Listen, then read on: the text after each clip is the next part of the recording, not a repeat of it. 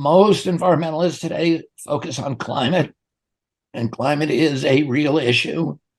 And I've spent 40 years looking at that science, but what we've seen over the past couple of years is that issue has been captured, hijacked in many ways by the World Economic Forum and particularly by Bill Gates. They aggravate the problem and then sell us the solution. And of course, the solution that they want for climate are more social controls, the big solution of geoengineering projects, which of course Bill Gates is funding all over the world. And today, I want to talk about geoengineering, and particularly as it's related to climate, because it is a threat that the environmental community needs to know about, and the rest of us need to know about. It is a threat that is probably as dangerous to us as climate change itself. And that's why I've invited today to talk to us Dane Wigton, who is the producer of the groundbreaking climate engineering documentary film, The Dimming. And Dane has a background in solar energy. He was a former employee of Bechtel, and was a licensed contractor in California and Arizona. He's devoted the last 20 years of his life to in-depth research on the issue of covert global climate engineering operations and the effort to expose and to halt them. His personal residence was featured as a cover article in the world's largest renewable energy magazine, Home Power. He manages a wildlife preserve next to Lake Shasta in Northern California. Dana has appeared in numerous films and interviews in his effort to educate the public on the extremely dire environmental and health dangers that we face from the ongoing global climate intervention program. So welcome to the podcast, Dana. I'm so glad that you could join me. It's a pleasure and an honor, Robert. And your description is very accurate and on target. And the paradox, the irony here is that we have a global power structure that thinks they can counter the damage already done by human activity, anthropogenic activity, which is in a sense a form of geoengineering because we're altering the planet's life support systems. And they are trying to sell us doing even more intervention as a form of a cure, much like you described, the pharmaceutical industrial complex mentality. And this is the climate engineering issue itself, what we would argue at geoengineeringwatch.org, that there can't be any legitimate discussion about climate or the state of the climate from any perspective without addressing this first and foremost. We would also argue that the state of the climate is even worse than we are being told, and climate engineering is further fueling that process, not mitigating it. Okay, so let's start with one thing that a lot of people have heard about, and nobody really knows what to think about it, but chemtrails. Are chemtrails real? And tell us about them. Let's start with the appropriate place to start. What we're seeing in our skies are not condensation trails in almost all cases. They are sprayed particulate trails, and we're not speculating. We have up-close film footage of military tankers and commercial, nozzles visible, turning on and off. Geoengineeringwatch.org, as a part of the film The Dimming, at great effort and expense, we acquired a National Oceanic and Atmospheric Administration flying lab, put top scientists in it, took samples at altitude behind heavy aircraft. We sampled what they were emitting. The sample was processed at one of the top testing institutions in the world. We found exactly what we knew we would find: climate engineering elements, starting with aluminum, which is named in one of the most significant climate engineering patents. And the climate engineers themselves have stated their goal of putting tens of millions of tons of aluminum nanoparticles into the atmosphere annually as part of solar radiation management to block some of the sun's incoming thermal energy with no consideration of the consequences whatsoever. So, okay, this is a classic conspiracy theory, right? Chemtrails. People who talk about chemtrails are regarded as tinfoil hats. So tell us, what proof do we have that chemtrails are happening, and who is doing it? Because you see, I'm on a flight path coming into LAX, and I see commercial aircraft with contrails coming out of their tails. So, and those aren't chemtrails. Where are those? I assume, are chemtrails, are they putting the aluminum particulates in commercial aircraft, or is this all military aircraft or civilian contractors? And, what kind of evidence do we have that it's going on? Unless you're seeing a plane landing with perhaps a wing vortex, which is certainly a benign phenomenon, or a fuel dump, if you're seeing an aircraft emitting a trail at altitude, even a commercial aircraft, the chances are almost certain that that is a sprayed dispersion or a fuel additive happening in that aircraft, which is also part of climate engineering operations. Again, we have up close film footage of these aircraft, including commercial, turning on and off at altitude. That means that cannot be a condensation trail. These are up close images, KC-10s, KC-135, C-17 Globemasters, and commercial aircraft. We have extremely up close photographic images of the retrofit nozzles mounted on the wing pylons of commercial aircraft aimed into the exhaust jet stream. We are not implicating commercial pilots. We are not implicating commercial personnel. They are not involved to our knowledge, but their aircraft in many cases are being used. If you remember when the big luggage situation came into play in the airlines around 2002, that suddenly it was a big concern how much luggage you carried on, how much weight there was, and so forth. And that is about the period in time when we feel the commercial industry was utilized more heavily for much lighter payloads than a military plane can carry. And certainly these are automated systems. So again, we're not implicating commercial pilots or personnel, although we are working with some that behind the scenes are leaving geoengineering watch.org printed materials covertly in pilot lunchrooms and so forth. But again, as far as this not being condensation, let's look at another factor. All military tankers and all commercial aircraft are fitted with what's known as a high bypass turbofan jet engine. That's a jet-powered fan. 80% of the air that moves through that engine is not combusted. That engine by design is nearly incapable of producing any condensation trail except under rare and extreme circumstances. And beyond all this, I would ask people to believe what they see with their own eyes. When you see an aircraft leaving a trail clear across the horizon that suddenly shuts off and it leaves nothing on the rest of its journey, or you see grid patterns in the sky one day and nothing the next with similar atmospheric patterns, of course, something is clearly wrong. And we see loops and aircraft making large configurations in X's and so forth that we believe is to mark the air current movement. But high bypass turbofan jet engine, by design, nearly incapable of making condensation trail, nozzles visible, film footage turning on and off. And one more thing, if I could add to this, Robert, you certainly have seen all the B-17 bombers in World War II leaving the massive trails behind them, correct? Yeah. So we captured off the military archives film footage of one B-17 flying in formation under another, filming these massive dispersions from that aircraft. And we got film capture of that being shut off instantaneously in air.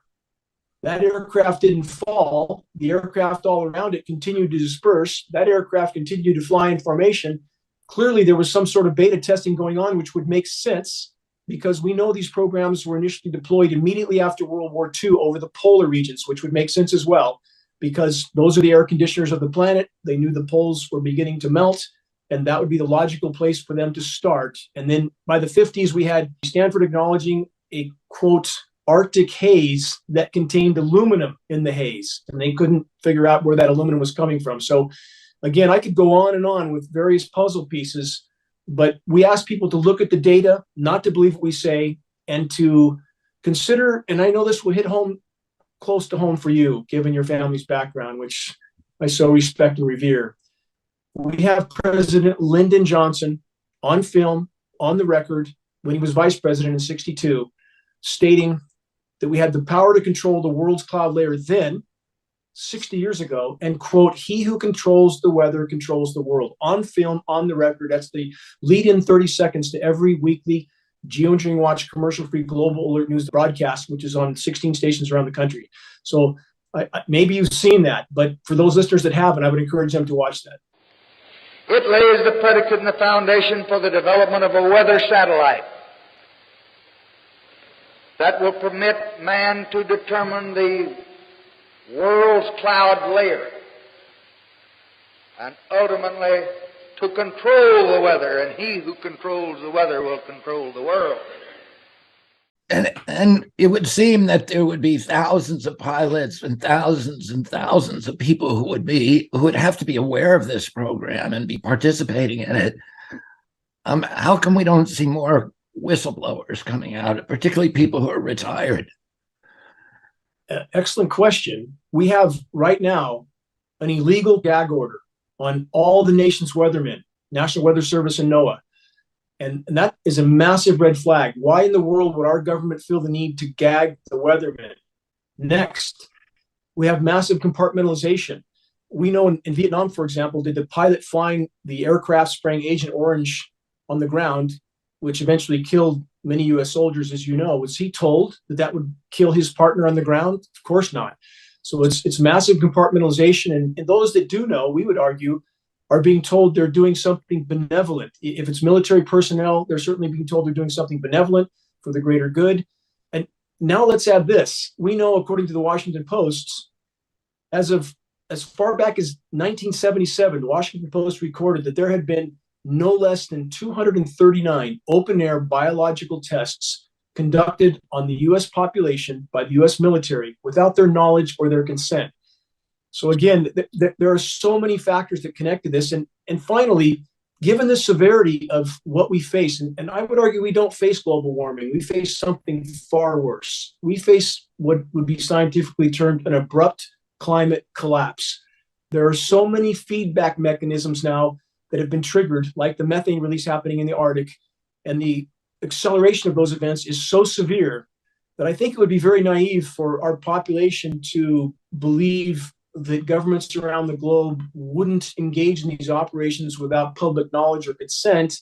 And a final factor, we have a U.S. Senate document 800 pages long that outlines global cooperation between major governments, major superpowers. Even if they have, quote, otherwise adversarial relations, they will cooperate in the climate engineering operations, because you can't just climate engineer over one country without affecting the entire world. Within that document, there is a provision for total legal immunity for anyone and everyone involved. And is it mainly, I mean, the frightening thing about this, and I know that there's been many tests now that are showing accumulations of aluminum, even in places in very remote parts of the earth, in the soils, and it's hard to explain why that would happen. And people should know this, that aluminum was never a free molecule prior to the World War II era.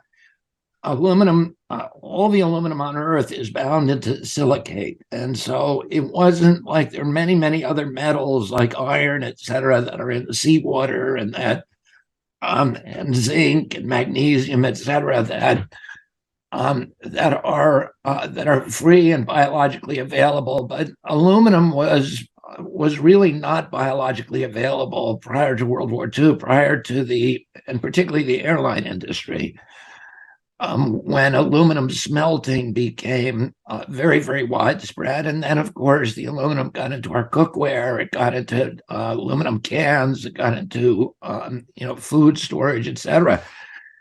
And we now know that aluminum gets stored in the brain. It crosses the blood-brain barrier. It has a high association with Alzheimer's and with many other brain injuries and other injuries.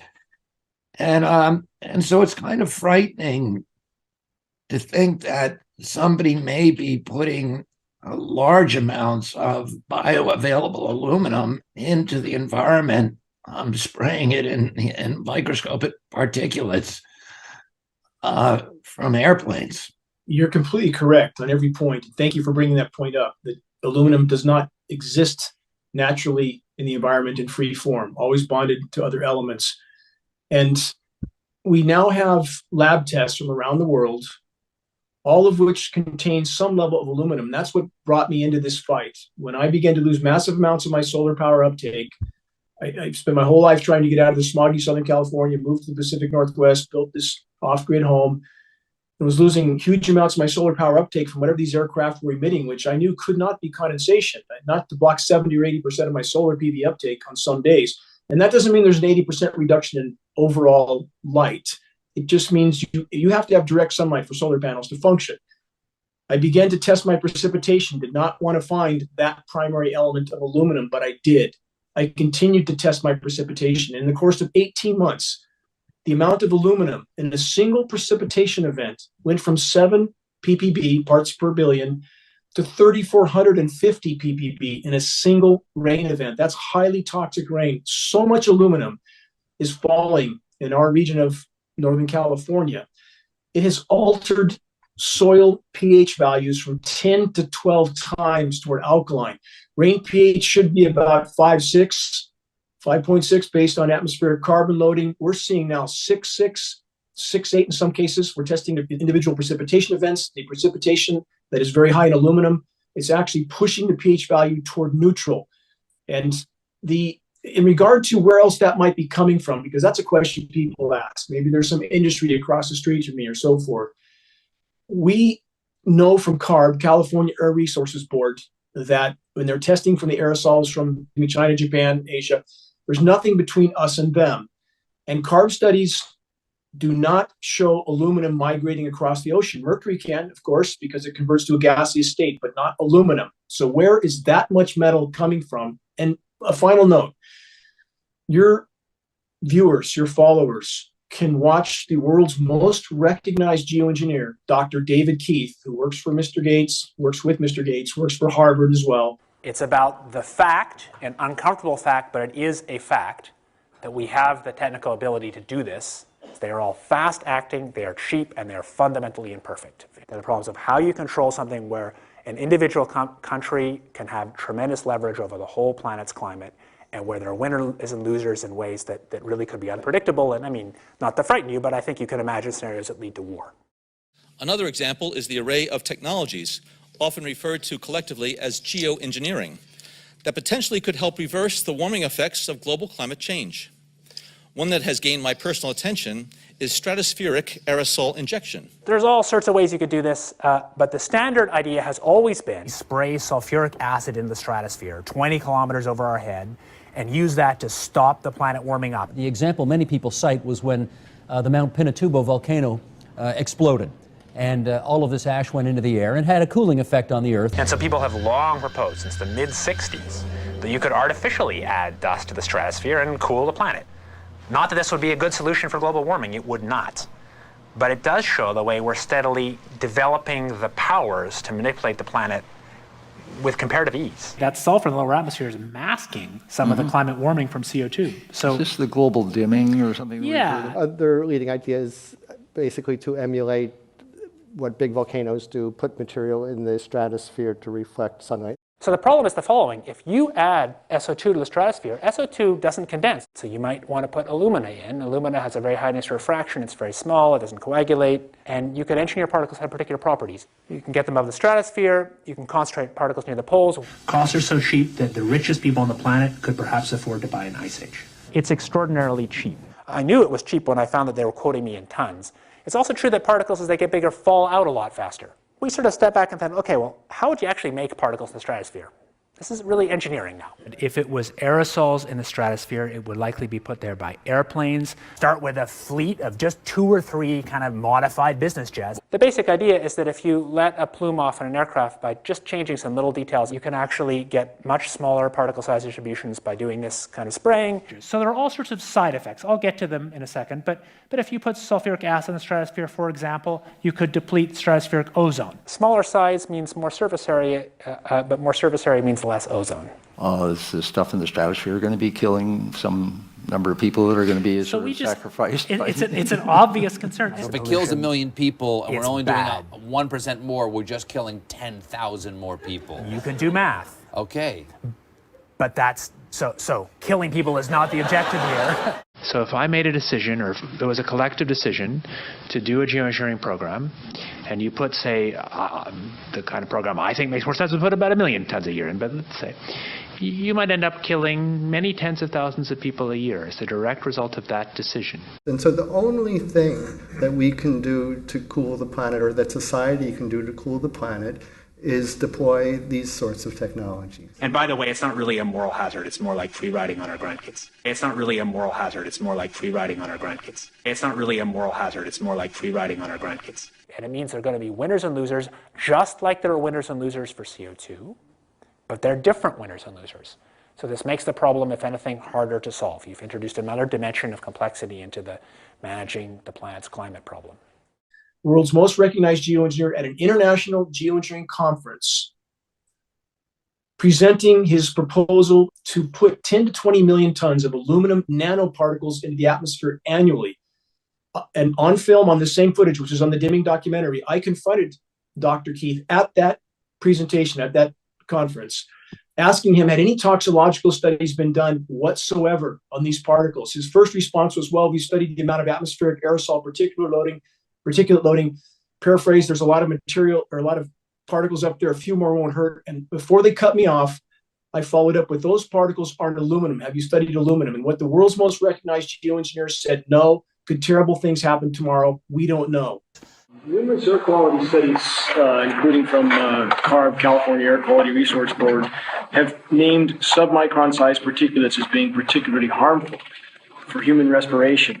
Through all the discussions today, I have not heard any mention of this fallout. And has this been studied, and also the effects of a highly reactive metal like aluminum on toxifying soils and waters? The question is, what would be the effects of these materials on human health if they came down into the stratosphere?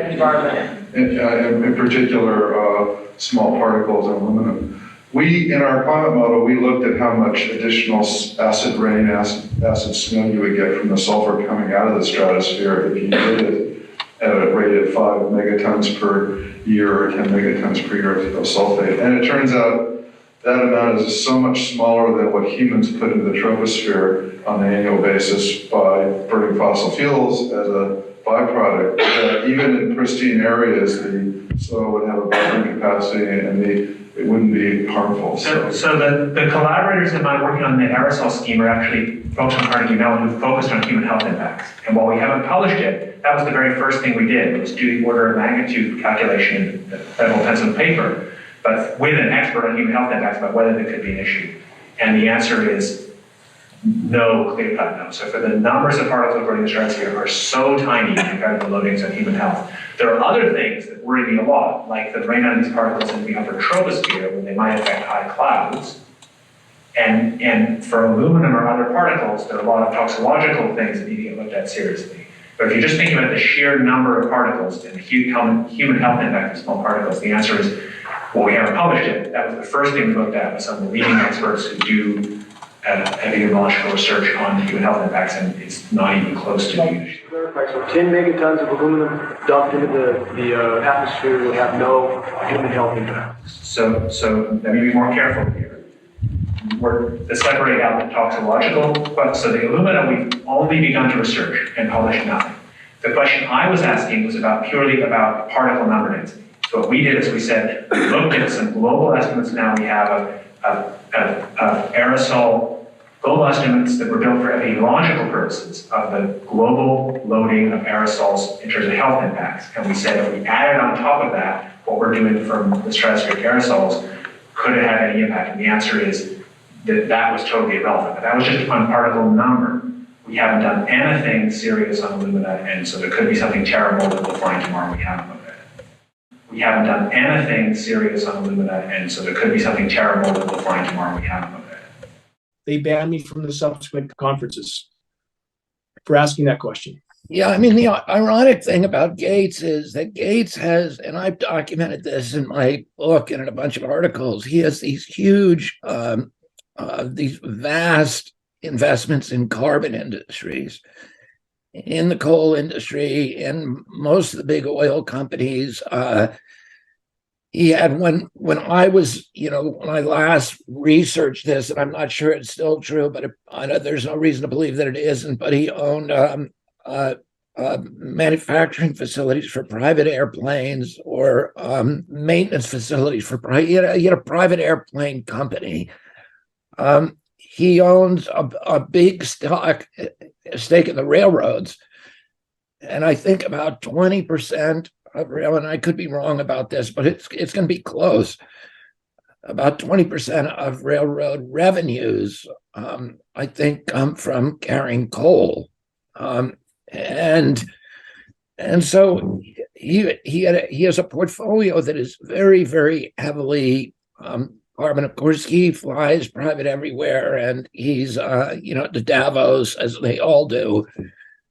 So he doesn't seem particularly concerned about global warming. And I was in the environmental movement for 40 years. I didn't work directly on climate because I mainly focused on pollution issues, which are related because they're coming from the same factories, and for the same power plants and cement kilns, et cetera.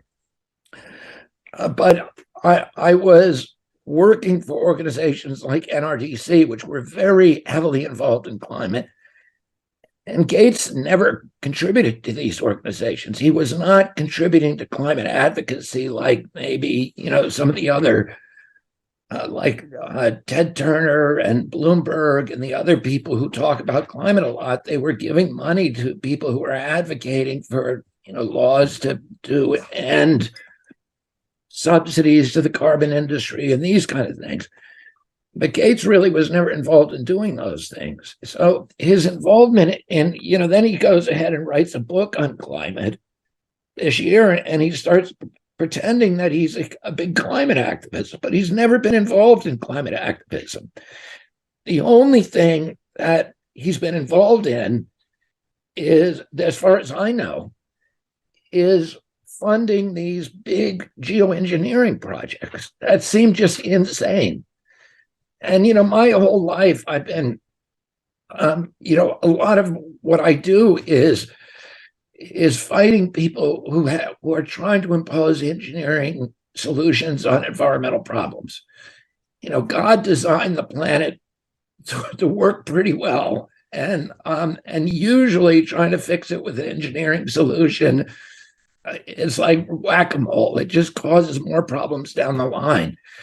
And if you're going to do a big large-scale engineering solution, dams, dikes, lakes, etc., you better look at all of the unanticipated results of that. All they're thinking is, we have a problem. Here's an engineering solution. Don't ask me about any of the collateral damage from that solution. And that, it seems insane that somebody would sprinkle aluminum dust into the atmosphere, which we know is deadly toxic to the human brain. We've been dealing a lot with some military activity in terms of chaff anyway, and that's something that I experienced for the first time yesterday. That was a whole lot of fun. And that's where the military just basically dumps some of the tiny particles of plastic or metal mylar into the atmosphere. So when you see this kind of a pattern like this, you can rest assured there's something going on. They're actually little bitty magnetic and little bitty strips of, whether it's aluminum. Then you see these bands of very distinct cloud cover moving into the region. That is not rain, that is not snow. Believe it or not, military aircraft flying through the region is dropping chaff. Small bits of aluminum, sometimes it's made of plastic or even metallicized paper products, but it's used as an anti-radar issue, and obviously they're up there practicing. Now, they won't confirm that, but I was in the Marine Corps for many years, and I'll tell you right now, that's what it is. Exactly what the world's most recognized geoengineer and Dr. David Key said at this conference. The premise for him pushing aluminum as the element of choice is because it has a high albedo, high reflectivity, and low coagulation rate. And again, with no consideration of the consequences. We have lab tests from all over the globe, aluminum in all of them, in addition to barium, strontium, manganese, polymer fibers. The last 100+ tests contained graphene. The tests contain surfactants, which we know from what we believe to be the primary material supplier, American Elements Institute, the surfactants are used to keep the nanoparticles from coagulating before they're dispersed. We see foaming rain everywhere. That's indicative of surfactants in the mix. We've tested frozen precipitation. It is packed with surfactants, which would be one reason why the snow is especially slippery now. In regard to the aluminum and the dispersions over the oceans, we believe that solar radiation management operations, stratospheric aerosol injection, and most of these operations are taking place in the troposphere, not the stratosphere. But we explain believe that. How high is the troposphere? The stratosphere. Well, go ahead. Depends entirely on location.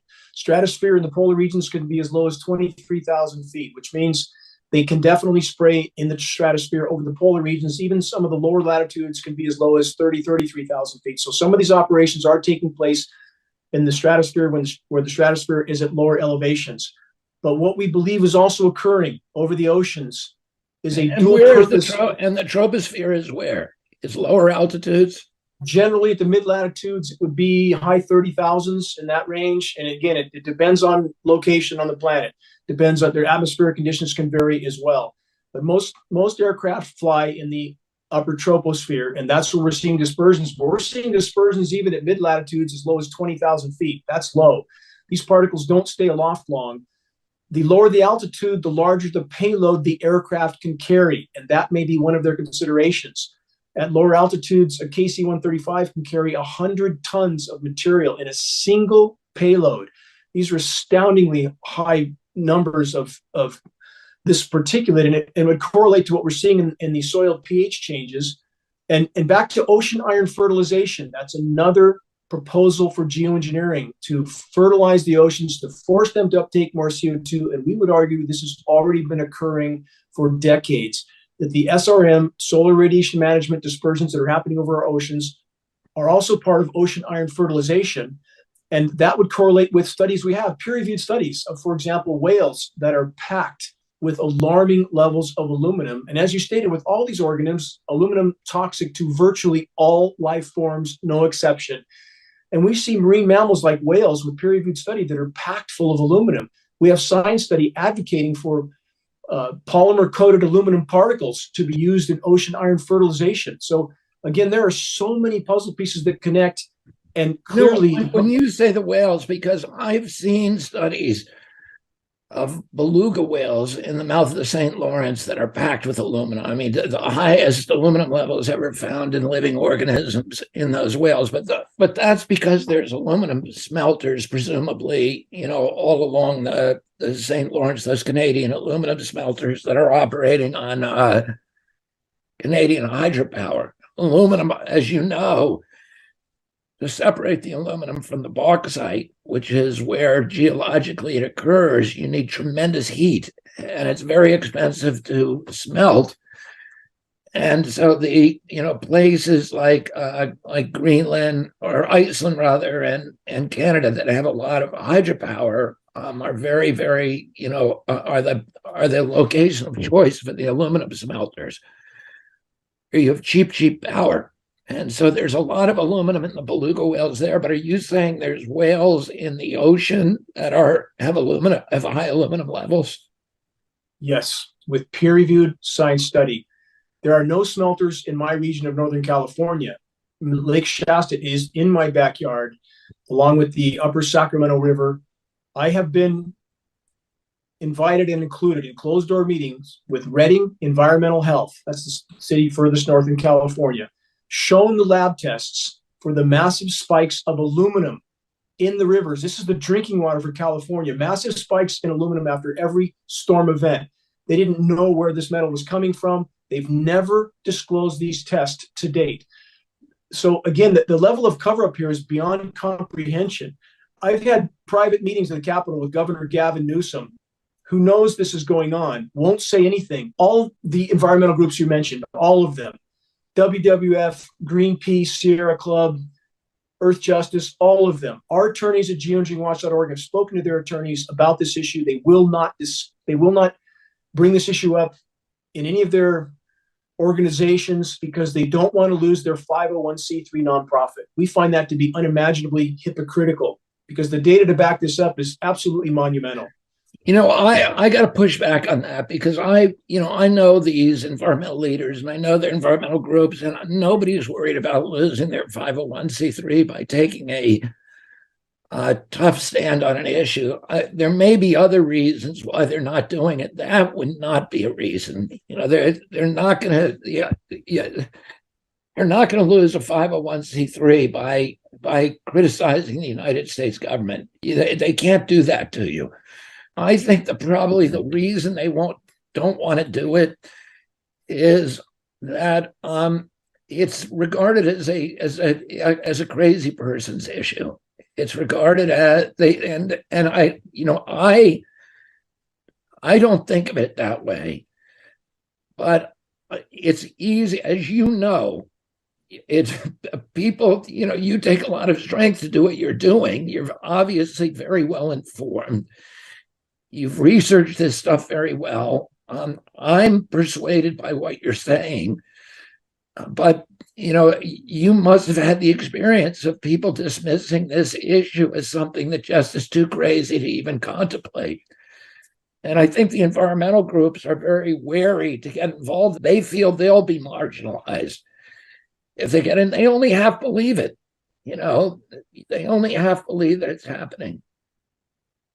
I can only convey what our attorneys have told us that their attorneys told them. So again, if there's other reasons, and I can't know what their ultimate motivation is, but that's what we've been told. They won't even look at this issue. And I would ask this: how preposterous is it when we have the entire climate science community all over the globe describing exactly what we see in our skies as something we need to do immediately to deploy stratospheric aerosol injections, solar radiation management, jet aircraft spraying particles into the sky to block some of the sun's incoming thermal energy.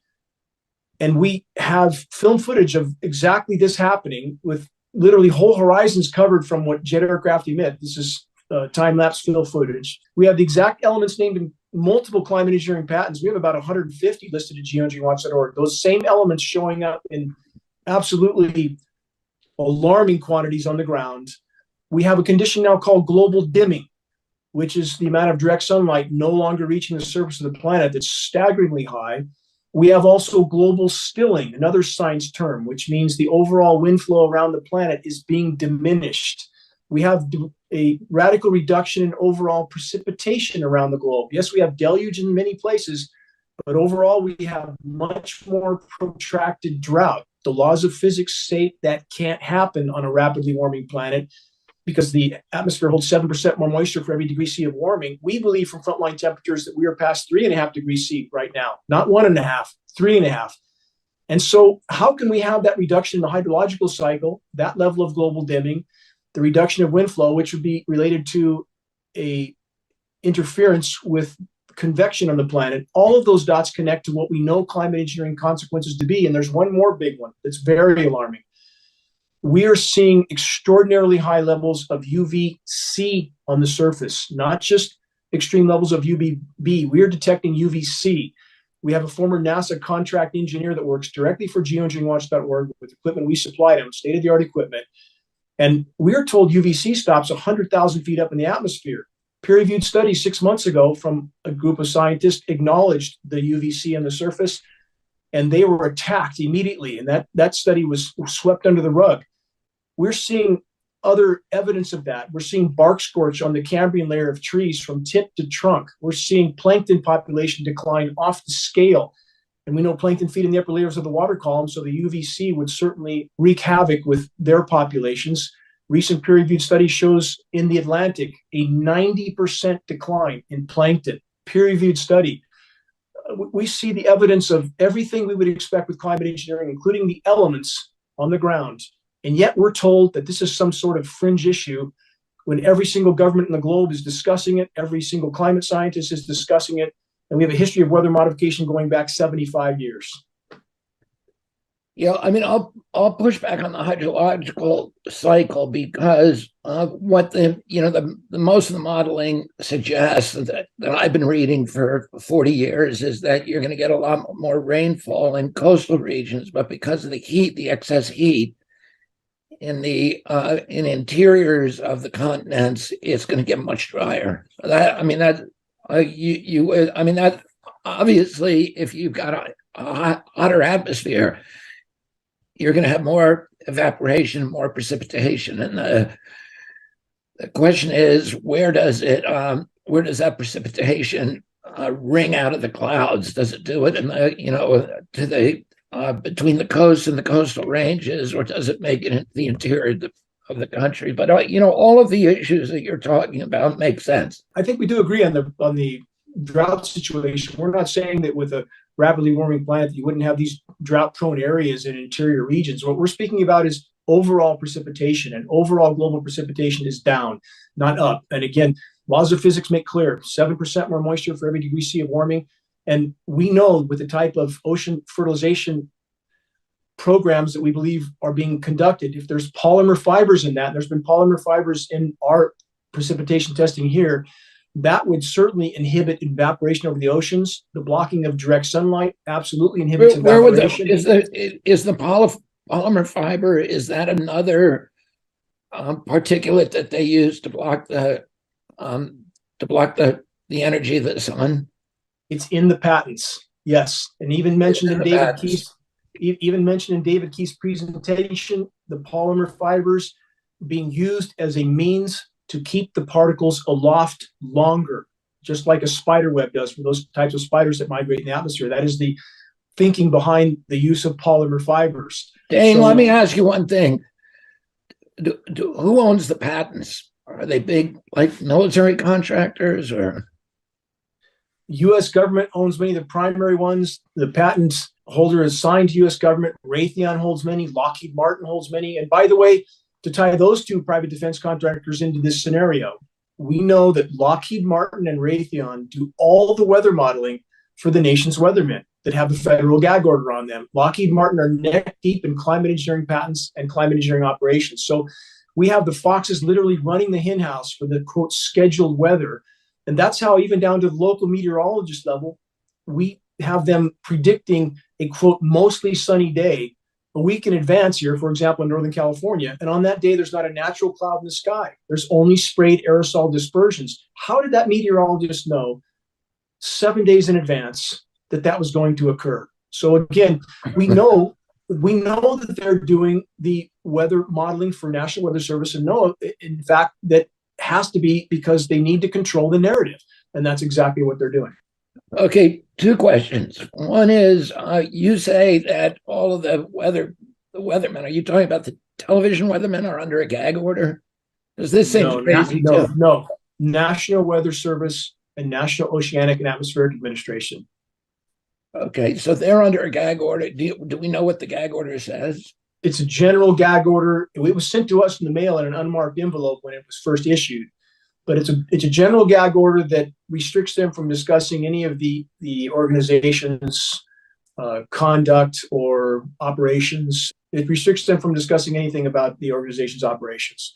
And as far as getting down to a local meteorologist level, certainly that's a matter of protecting paychecks and pensions. They know how long their leash is. But there's no reason a local TV weatherman would know anything about this anyway. I mean, I don't think they need to be read into the program, because they aren't part of it. They wouldn't know. But again, I want to go back to this other issue that I talked to you about, that I really didn't I still don't know, but is it your theory that a lot of this is happening from the commercial aircraft that we ride on? If I have to go to New York or something, is it possible that that airline, for American Airlines, is spraying this stuff and the pilot doesn't know about it?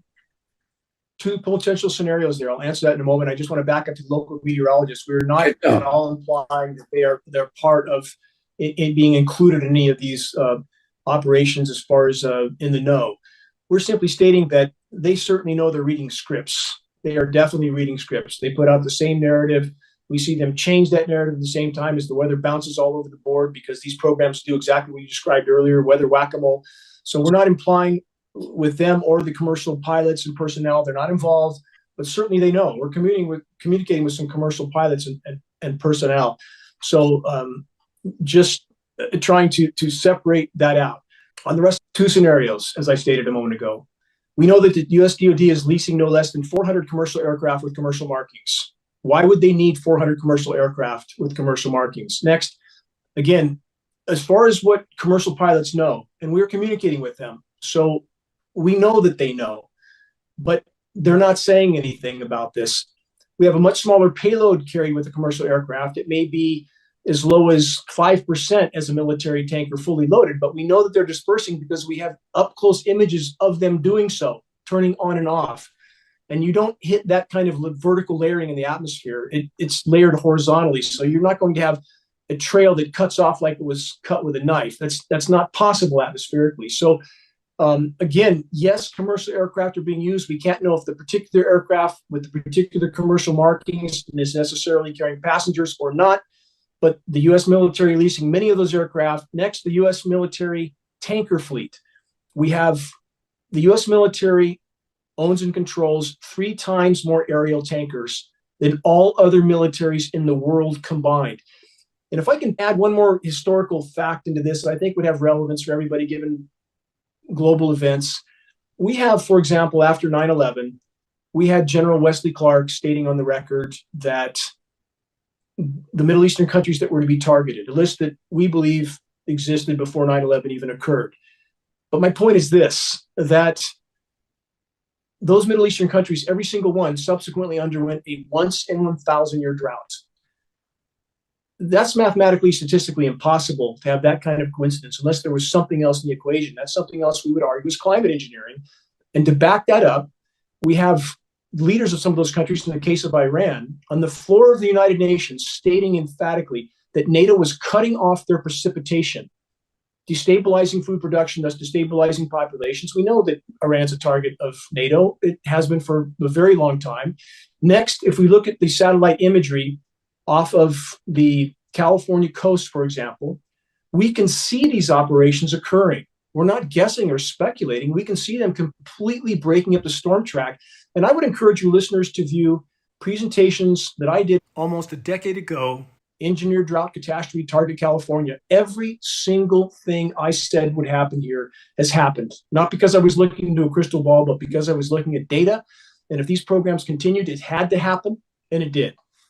Yeah, I'll tell you one of the reasons that I kind of take this. My mind is open to this, is because Woody Harrelson one time was at my house and he was talking about this. This was probably 10 years ago. And I was saying, come on, that's ridiculous. That's impossible. And he said, come outside with me. And we went outside and we sat on a hillside and we watched these planes fly in a grid pattern, laying out this, a grid of contrails, and then it turned into clouds and we had a cloudy day. And I don't know, I've looked up many times since then and seen that happening. And I don't have a good explanation for it. But, the things that you're saying are consistent, are internally consistent, and they're consistent with things that I've observed. It's amazing to think that they can keep it that secret that well for this long. But, I've seen them do that with other things as well. We have to stand back and understand, given the severity of biosphere collapse and based on the statistical mathematical trajectory, if we continue on this course, none of us are going to be here that much longer. We have global wildlife populations crashing right now, that we've lost 70% of global wildlife populations in the last 40 years. Some sites citing 50. Yeah, but there's a lot of other reasons that's happening too. Certainly. I'm not blaming. No. I'm not. The thing that to me that is really kind of, I'm not going to say dispositive, but really hard to explain, is that I've seen all of this data, that about the aluminum concentrations dramatically increasing in national forest lands and other places that are completely remote from any smelter. And as you say, aluminum, unlike mercury, precipitates out of the atmosphere within 100 to 200 miles from a smelter. Oh, if you're on the West Coast and the nearest smelter is in, upwind smelter is in Japan or China, The aluminum, there's no explanation for all that aluminum, those aluminum concentrations in national forests on the West Coast. It doesn't make any sense. It doesn't. If I could just back up for the record, I definitely did not mean to imply in any way that what's happening could be blamed entirely on climate engineering. Not at all. We've been unimaginably poor stewards of the planet. I mean, where would we start? I lectured on global warming before I focused all on climate engineering. So, I mean, yeah, we're poisoning the oceans, we're cutting down our forests, we're paving the planet, dumping nuclear waste everywhere. So I certainly recognize all of that.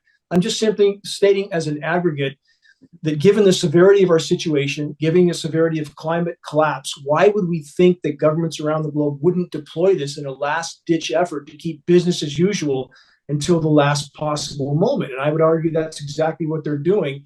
And even if I could, before I forget to include this, a key part of climate engineering is engineering winter weather events. And that's key right now because we have Winter Storm Elliott being manipulated in the US. In regard to the validity of that manipulation, the climate engineers being able to seed endothermic reacting elements, energy absorbing elements into clouds to create a cold dense layer that descends to the surface and create frozen precipitation out of what would have been liquid precipitation.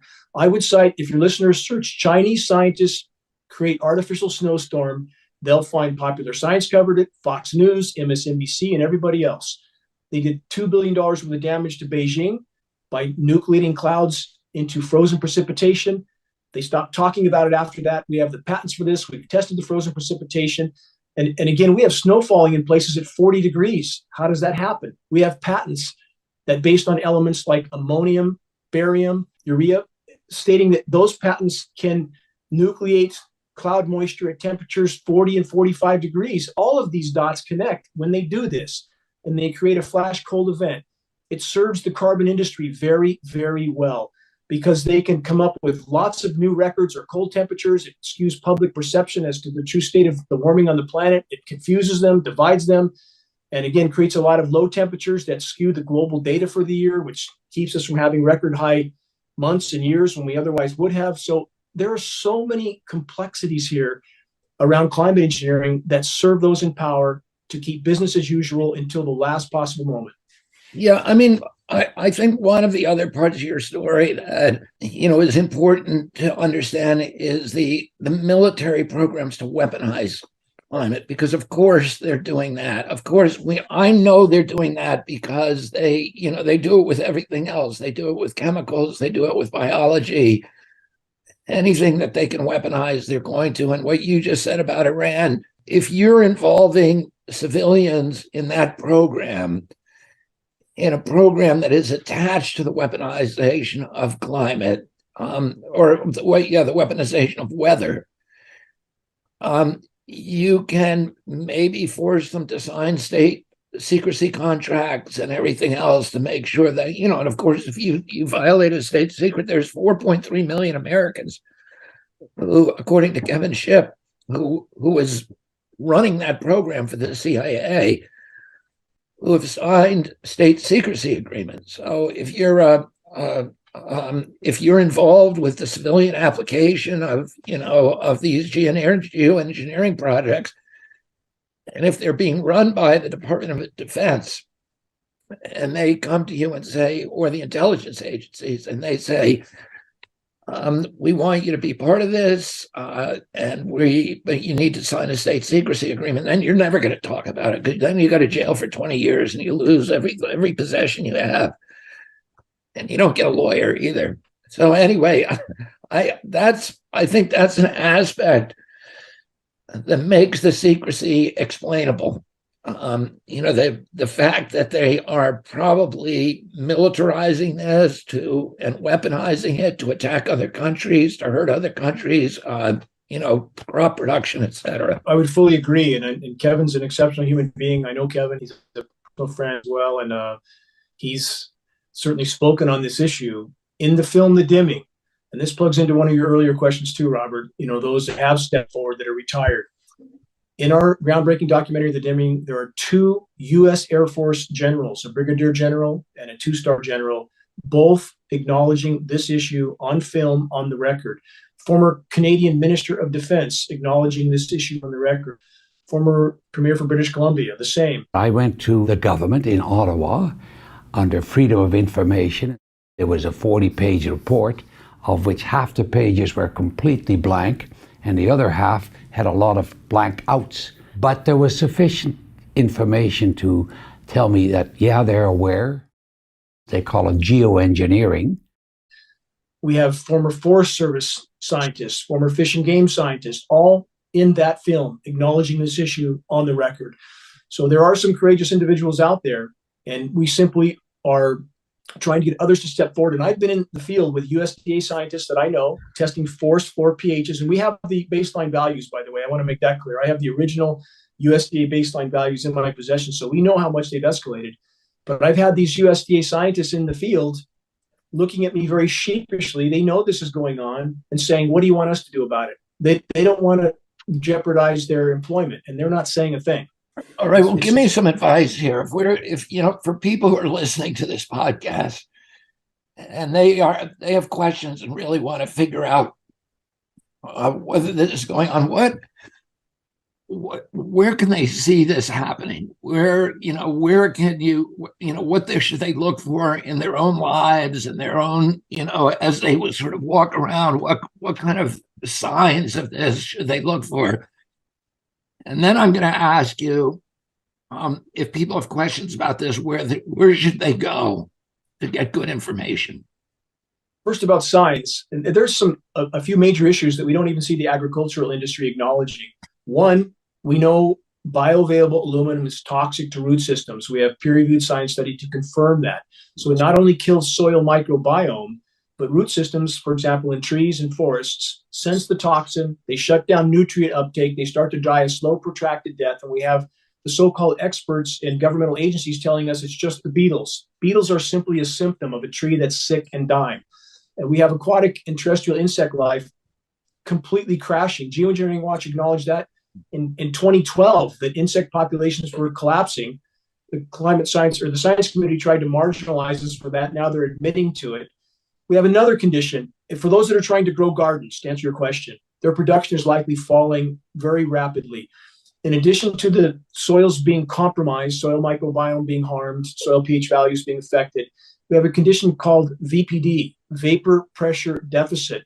These particles, depending on what they're dispersing, are desiccants, so it's reducing atmospheric RH, relative humidity. This may be one of their goals because water vapor is also a greenhouse gas. They may be trying to reduce atmospheric RH in their myopic attempt to slow the visible signs of the warming. But what VPD does, if there's not enough humidity, the organism, be it trees, other types of flora, vegetables, they shut down their stomata, their respiratory ports. They stop breathing. Forests do not smell like forest anymore because the trees are not respirating. They're not absorbing carbon. They're not releasing oxygen. Now we know that forests, even like the Amazon, are not carbon sinks anymore. They're carbon sources. Same with boreal forests.